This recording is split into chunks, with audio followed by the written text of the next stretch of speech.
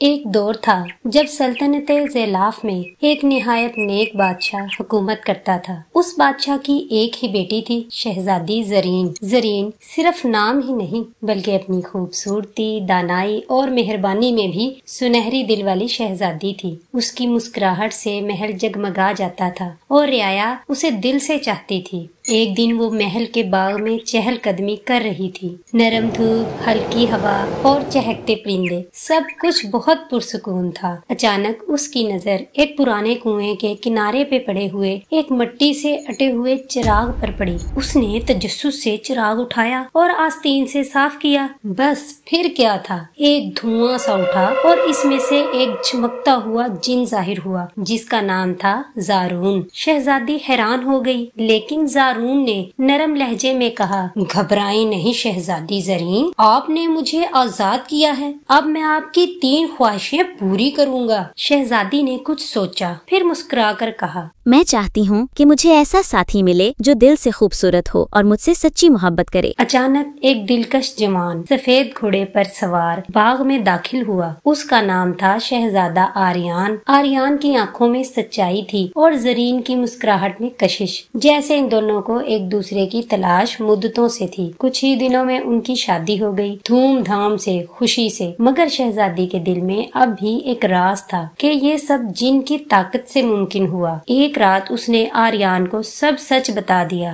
آریان نے اس کی بات غور سے سنی، پھر اس کا ہاتھ پکڑ کر کہا، اگر میری محبت کسی جادو سے کمزور پڑ جائے تو وہ محبت ہی کیا، میں تم سے تمہارے دل، تمہاری سچائی اور تمہاری ذات سے محبت کرتا ہوں۔ یہ سن کر زارون جن دوبارہ ظاہر ہوا اور مسکرا کر بولا، تم دونوں کی محبت نے میرا دل بدل دیا ہے، اب تمہیں مزید کسی خواہش کی ضرورت نہیں، تمہاری سچی محبت ہی سب سے بڑی نعمت ہے۔ یوں شہزادی زرین اور شہزادہ آریان نے محبت، انصاف اور خلوص کے ساتھ اپنی سلطنت پر حکومت کی۔ ان کی کہانی صدیوں تک سنائی گئی کیونکہ وہ ایک مثال بن گئے کہ سچی محبت جادو سے بھی زیادہ طاقتور ہوتی ہے۔